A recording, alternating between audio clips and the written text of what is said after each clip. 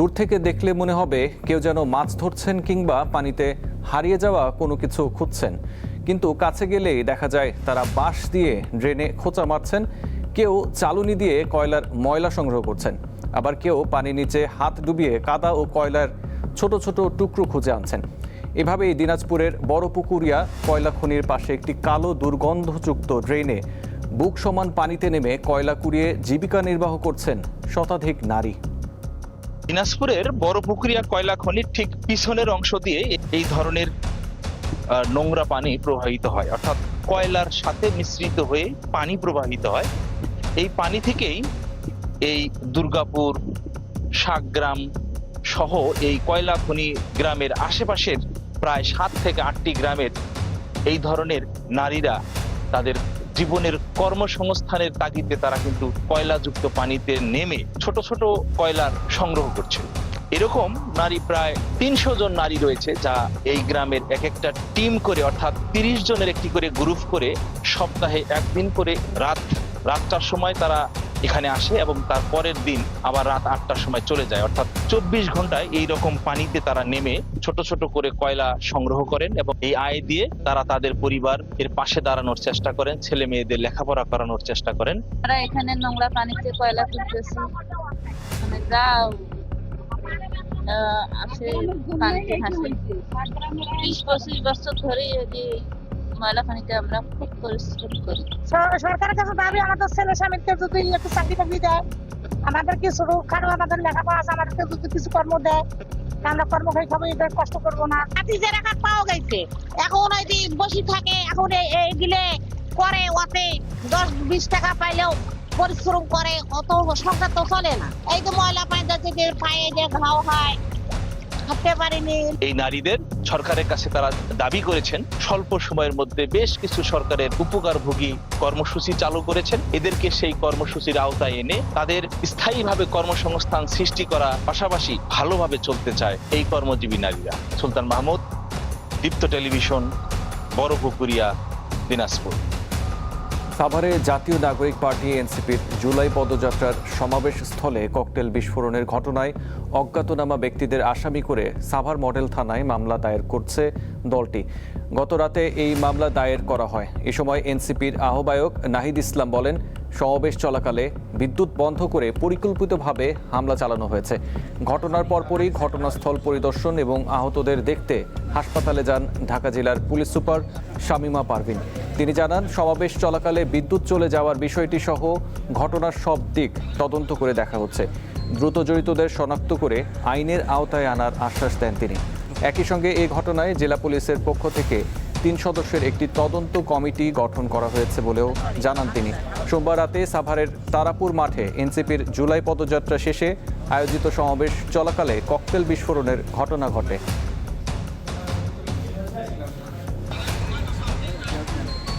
তারা আসলে সকল ক্ষমতা কুক্ষিগত করছে, পুলিশকে আবার দলীয়করণ করছে এবং এই ধরনের সন্ত্রাসী কার্যক্রম করে বিরোধী মতকে দমন করার জন্য তারা মাঠে সন্ত্রাসীদেরকে ছেড়ে দিয়েছে। তবে সরকার এই পরিকল্পনা যদি থেকে থাকে তারা এটাতে সফল হবে না। আজকে আপনারা জানেন যে বিদ্যুৎ নিয়েই কিন্তু আজকে এই যে বিদ্যুৎ বন্ধ করে খুবই পরিকল্পিতভাবে এই হামলাটা করছে। টানা বৃষ্টিতে চট্টগ্রাম নগরের আগ্রাবাদ সহ বিভিন্ন এলাকায় সৃষ্টি হয়েছে জলাবদ্ধতা। এ কারণে রাস্তাঘাটে যান চলাচল ব্যাহত হচ্ছে, চরম ভোগান্তিতে পড়েছেন নগরবাসী। দিনের টানা বৃষ্টিতে চট্টগ্রামের কাতালগঞ্জ, মুরাদপুর, চকবাজার, বাকলিয়া এবং বাদুরতলার মানুষের দুর্ভোগ আবারও বেড়েছে। নিশ্চয়ই আপনারা দেখছেন আমার পিছনে, এখানে হাঁটু থেকে কোমর পানি। কিছু কিছু জায়গায় জলাবদ্ধতা কমলো, বেশ কিছু জায়গায় কিন্তু এখনো পর্যন্ত জলাবদ্ধতা রয়ে গেছে। সাধারণ মানুষ বলছে এই দুর্ভোগ তাদের কবে শেষ হবে বা এই দুর্ভোগ আসলে শেষ হবে কিনা, তাদের মুখ দিয়ে শুনবো তাদের দুর্ভোগের কথা। বাদুরতলার মোড়, কাপাসগোলা, এগুলো হচ্ছে জেলাও সেই কদু, কিছুই হবে না। আমি পানি উন্নয়ন বোর্ড বলতে রাজি না, এটা হচ্ছে পানি অবনয়ন বোর্ড। এখানে চট্টগ্রামবাসীর কপালে দুঃখ ছাড়া কোনোদিন সুখ আসবে না। আসলে দুর্ভোগ বলতে তো 12 মাসে বোঝায়। এই পানি নিষ্কাশন এই যে হচ্ছে না, এটা তো আমাদের চট্টগ্রামবাসী অথবা বাংলাদেশের যারা নাগরিক আছি আমাদেরকে প্রথম খেয়াল করতে হবে বর্জ্যগুলো যেন ময়লা যেন আমরা নালায় না ফেলি। আমি ইমার্জেন্সি বের হয়েছি, বাচ্চার ডায়রিয়া, এখানে সবগুলো দোকান বন্ধ, এখানে খুঁজতে আসছি বাচ্চার ওষুধ নেওয়ার জন্য। আসলে মেয়রে কইতেছে শহরে পানি নাই, এই কাতালগঞ্জে এক মাজা পানি আছে। মেয়রে এগুলো যদি ভূমিকা নিতেছে, যদি ভূমিকা যদি না নেয় তো এভাবে তো পানি পুরো শহরে ডুবে যাবো। খুব কষ্ট হচ্ছে, প্রচুর কষ্ট, সব জায়গায় পানি উঠছে। তো মনে করেন ওইদিকে তো যাওয়া যাচ্ছে না, মানে পানির জন্য হাঁটাও যাচ্ছে না। এখান থেকে এখানে আসতেছি 100 টাকা করে, মঞ্জুপুরের বাড়ি থেকে এখানে 100 টাকা করে আসতে হচ্ছে। আপনারা তো দেখতেই পাচ্ছেন আমরা এখন যারা চাকরিজীবী মানুষ চাকরিতে যাচ্ছে কি পরিমাণ দুর্ভোগ পোহাচ্ছে এটার জন্য। 70% জলাবদ্ধতা কমে গেছে, এখন 100% কথা দিচ্ছি এই আগামী মৌসুমে এখানে পানি থাকবে না ইনশাল্লাহ। চট্টগ্রামের সবচেয়ে পুরনো এবং স্বনামধন্য আবাসিক এলাকা হচ্ছে এই কাতালগঞ্জ। এই কাতালগঞ্জের জলাবদ্ধতা এবং জলজটের দুর্ভোগ থেকে কোনোভাবে মুক্তি পাচ্ছে না এলাকাবাসী। সংশ্লিষ্টরা বলছে কোথাও কোনো পানি নেই, কিন্তু সরেজমিনে দেখা যাচ্ছে হাঁটু থেকে কোমর পানি এখানে। এই জলাবদ্ধতা থেকে কবে মুক্তি পাবে এটি সাধারণ মানুষের প্রশ্ন। চট্টগ্রামের কাতালগঞ্জ থেকে রুনা আনসারী, দীপ্ত সংবাদ। এদিকে কক্সবাজার শহরের দরিয়ানগর সংলগ্ন বড়ছড়া এলাকায় পাহাড় ধসে মাটি ও গাছ চাপা পড়ে নাসিমা আক্তার লিমা নামের এক নারীর মর্মান্তিক মৃত্যু হয়েছে। মঙ্গলবার দুপুর 2টার দিকে পাহাড়ের পাদদেশে অবস্থিত নিজ বসত ঘরে বিশ্রাম নেওয়ার সময় এই দুর্ঘটনা ঘটে। এ সময় ঘরের ওপর পাহাড়ের বিশাল অংশ ও গাছ ভেঙে পড়লে নিহতের স্বামীও গুরুতর আহত হন। স্থানীয়রা মাটি ও গাছের ডালপালা সরিয়ে তাদের উদ্ধার করতে সক্ষম হলেও নাসিমা আক্তার লিমার মৃত্যু হয়। গুরুতর আহত অবস্থায় তার স্বামী জসিমউদ্দিনকে উদ্ধার করে চিকিৎসার জন্য দ্রুত কক্সবাজার সদর হাসপাতালে পাঠানো হয়েছে। মৃত নাসিমার লাশ সদর হাসপাতালের মর্গে রাখা হয়েছে ও আহত স্বামী একই হাসপাতালে চিকিৎসাধীন অবস্থায় আছে বলে জানা গেছে। এ বিষয়ে আরও বিস্তারিত খবরাখবর জানবো। কক্সবাজার থেকে সরাসরি যুক্ত রয়েছেন সহকর্মী হারুন রশিদ। হারুন, পাহাড় ধসের আর কোনো আশঙ্কা রয়েছে কিনা? প্রশাসনের পক্ষ থেকে সাধারণ মানুষকে সচেতন করতে কোনো উদ্যোগ কি নেওয়া হয়েছে বা তাদেরকে নিরাপত্তা দিতে আসলে কি ধরনের ব্যবস্থা গ্রহণ করা হয়েছে? দোলা, আপনি জানেন যে গত কয়েকদিন ধরে কক্সবাজারে ভারী বর্ষণ হচ্ছে এবং ভারী বর্ষণের কারণে গতকাল থেকে এ পর্যন্ত 11 জনের মৃত্যু হয়েছে পাহাড় ধসের কারণে। যেমন এখন যেখানে আমি দাঁড়িয়ে আছি সেটা হলো আজকে দুপুরে 2টার দিকে এখানে আমার পেছনে যে দেখতে পাচ্ছেন এই ঘরটা মাটি এবং গাছ চাপা পড়ে এখানে স্বামী স্ত্রী দুজনেই মাটির নিচে চাপা পড়ে এখানে এবং মৃত অবস্থায় পাওয়া যায় তার স্ত্রী তাহমির নাসিমা আক্তার লিমাকে এবং তার স্বামী জসিমউদ্দিনকে হাসপাতালে নেওয়া হয়েছে। স্থানীয়রা তাদের উদ্ধার করে তাকে হাসপাতালে পাঠায়। এবং আপনি জানেন যে কালও যেমন প্রায় 10 জনের মৃত্যু হয়েছে, আজকে একজন, মোট 11 জনের এ পর্যন্ত পাহাড় ধসের ঘটনা মৃত্যু হয়েছে। প্রশাসন কিন্তু সেই যেদিন থেকে ভারী বর্ষণ শুরু হয়েছে সেদিন থেকে তারা মাইকিং করে মানুষকে সতর্ক করছিল যে পাহাড় ধসের ঘটনা ঘটতে পারে এবং সম্ভাবনা আছে, আপনারা যারা পাহাড়ের পাদদেশে তারা যেন নিরাপদ স্থানে চলে যায়। এইভাবে মাইকিং করলেও কিন্তু তারা কর্ণপাত করে নেয়, অনেকে অবহেলার কারণে এই ঘটনাটা ঘটছে। আজকে যাদের স্বামী স্ত্রী যারা চাপা পড়েছে তারা দিনের বেলা তারা একটু বিশ্রাম নিচ্ছিল এবং ঘুমাচ্ছিলেন, তার উপরে গাছ এবং মাটি চাপা পড়ে। এই অবস্থায় কক্সবাজারের ফেকুয়া, এই চকরিয়া, কক্সবাজার সদর এবং রোহিঙ্গা ক্যাম্প সব জায়গায় মাইকিং করা হচ্ছে। প্রশাসন পক্ষ থেকে সর্বাত্মক প্রস্তুতি নেওয়া হয়েছে এবং কোথাও যেন পাহাড় ধসের ঘটনা ঘটে সাথে সাথে যেন ব্যবস্থা নেওয়া এবং ফায়ার সার্ভিস থেকে শুরু করে প্রশাসন সবাই প্রস্তুত রয়েছে যে কোনো দুর্ঘটনা ঘটলে তারা যেন সাথে সাথে প্রস্তুতি নিয়ে তাদের উদ্ধার করতে পারে। এবং সাথে সাথে প্রশাসন পক্ষ থেকে মাইকিং এখনো অব্যাহত আছে, তারা মাইকিং সতর্ক করার কাজ করছে প্রশাসন। দোলা, কারণ আপনাকে ধন্যবাদ। এদিকে ভারী বৃষ্টিপাতের কারণে 10 জুলাই পর্যন্ত বান্দরবানের সব পর্যটন কেন্দ্র বন্ধ ঘোষণা করেছে জেলা প্রশাসন। সোমবার রাত 9টায় জেলা প্রশাসক স্বাক্ষরিত গণবিজ্ঞপ্তিতে তথ্য জানানো হয়। এতে বলা হয়, পার্বত্য জেলা বান্দরবানে টানা ভারী বর্ষণের কারণে বিভিন্ন স্থানে যোগাযোগ ব্যবস্থায় ঝুঁকির আশঙ্কা রয়েছে। তাই সব পর্যটন কেন্দ্র, ঝর্ণা, নদীপথ, দুর্গম এলাকা ও ঝুঁকিপূর্ণ স্থানে পর্যটক সহ সর্বসাধারণের প্রবেশ নিষিদ্ধ থাকবে। এদিকে টানা বর্ষণে সাঙ্গু নদীতে পানি বেড়ে গেছে, ফলে বৈরী পরিস্থিতিতে তিন্দু ও রেমাক্রি এলাকায় শতাধিক পর্যটক আটকা পড়েছেন। বান্দরবানের পরিস্থিতি জানাতে সরাসরি যুক্ত রয়েছেন সহকর্মী কৌমই অং মার্মা। কৌমই, দুপুরে যখন আপনার সাথে কথা হচ্ছিল তখনও তো সেখানে ভারী বৃষ্টিপাত হচ্ছিল, এখন কি পরিস্থিতি জানাবেন? নতুন করে পাহাড় ধসের আর কোনো খবর পেয়েছেন কিনা এবং যেসব পর্যটক আটকা পড়েছেন তাদেরকে কি নিরাপদে সরিয়ে আনতে পেরেছে প্রশাসন?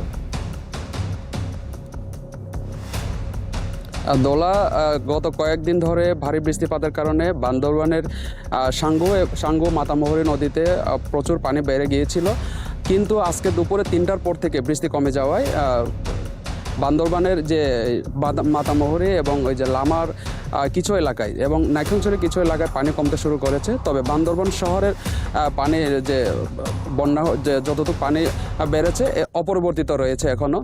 এবং এই যে পাহাড় ধসের ঘটনা এখন পর্যন্ত বড় ধরনের কোনো ঘটনা না ঘটলেও কিছু কিছু এলাকায় পাহাড় ধসের ঘটনা ঘটেছে। বান্দরবান থানচি সড়কের এই যে আপনার নীলগিরি এলাকায় গতকাল পাহাড় ধসে সাময়িক যান চলাচলের বিঘ্ন ঘটলেও সকালে ফায়ার সার্ভিস এবং সেনাবাহিনীর সদস্যরা সেটি সরিয়ে দিয়ে মানে রাস্তা থেকে যে রাস্তায় যে পানির মাটির যে স্তূপ ছিল ওগুলো সরিয়ে দিয়েছে এবং যান চলাচল স্বাভাবিক রয়েছে। এবং থানচিতে যে পর্যটক আটকা পড়েছিল তাদেরকে এই যে পানি কমে আসায় তাদেরকে গাইড এবং যে উপজেলা প্রশাসনের সহযোগিতায় থানচি সদরে নিয়ে আসা হয়েছে এবং তাদেরকে শীঘ্রই যে থানচি থেকে বান্দরবান সদরে নিয়ে আসা হবে বলে জানতে পারছি। দোলা, কোময়, আপনাকে ধন্যবাদ। এবারে যাচ্ছি পরের প্রসঙ্গ।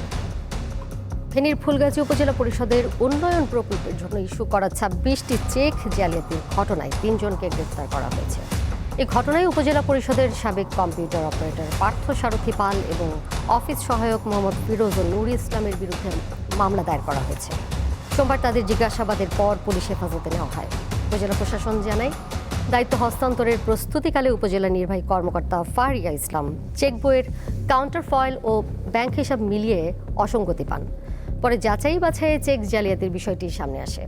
অভিযোগ অনুযায়ী ইউএনওর স্বাক্ষর নেওয়ার পর চেকে অতিরিক্ত সংখ্যা যুক্ত করে টাকার পরিমাণ বাড়ানো হয়। একই সঙ্গে টাকার বানানেও পরিবর্তন করা হয়। মৌসুমী স্থলনিম্নচাপের প্রভাবে পটুয়াখালীতে 4 দিন ধরে হালকা থেকে মাঝারি বৃষ্টিপাত হচ্ছে। গতকাল সকাল 9টা থেকে আজ সকাল 9টা পর্যন্ত জেলায় 50 মিলিমিটার বৃষ্টিপাত রেকর্ড করেছে আবহাওয়া অফিস। উত্তাল রয়েছে কুয়াকাটা সংলগ্ন বঙ্গোপসাগর। আবহাওয়া অফিস জানিয়েছে, নিম্নচাপের প্রভাবে উত্তর বঙ্গোপসাগর ও তৎসংলগ্ন এলাকায় বায়ুচাপের তারতম্যের আধিক্য বিরাজ করছে। তাই পটুয়াখালীর পায়রা, চট্টগ্রাম, কক্সবাজার ও মোংলা সমুদ্র বন্দরকে 3 নম্বর স্থানীয় সতর্কতা সংকেত দেখিয়ে যেতে বলা হয়েছে। পরবর্তী নির্দেশ না দেওয়া পর্যন্ত মাছ ধরার নৌকা ও ট্রলারকে নিরাপদ আশ্রয়ে থাকতে বলা হয়েছে। বাংলাদেশ সেনাবাহিনীর গ্রীষ্মকালীন মহড়া আকস্মিক পরিদর্শন করলেন প্রধানমন্ত্রী তারেক রহমান। দেশের ইতিহাসে এই প্রথম কোনো প্রধানমন্ত্রী সেনাবাহিনী গ্রীষ্মকালীন প্রশিক্ষণ এলাকায় সশরীরে উপস্থিত হয়ে মাঠ পর্যায়ে সেনা সদস্যদের সঙ্গে দীর্ঘ সময় কাটালেন। এ সময় প্রধানমন্ত্রী বলেন, দেশের জনগণ বাংলাদেশ সেনাবাহিনীর ওপর গভীর আস্থা রাখে।